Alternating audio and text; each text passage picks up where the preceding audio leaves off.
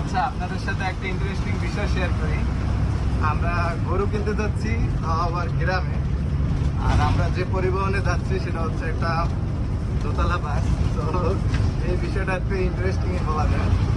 আরে আমরা কিন্তু ঢাকা থেকে যাচ্ছি না, আমরা হচ্ছে বরিশাল শহর থেকে গ্রামে যাচ্ছি একটা দোতলা বাসে গরু কিনতে।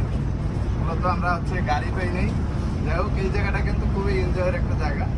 আমরা একেবারে সামনে বসছি, আর আপনারা দেখতে পাচ্ছেন পিছনে একজনও লোক নেই।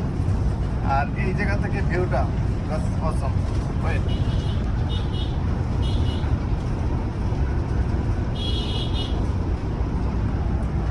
খুবই ভালো লাগে এই জায়গার ভিউটা, কিন্তু একটা বিষয় হচ্ছে মাঝে মাঝে হচ্ছে অনেকটা ভয় লাগে, কারণ গাড়িগুলো যেরকম তেরচেবিলে আসে আর কি, ওই সময় মনে হচ্ছিল যে কোনো জানি অ্যাক্সিডেন্ট হয়ে যায়।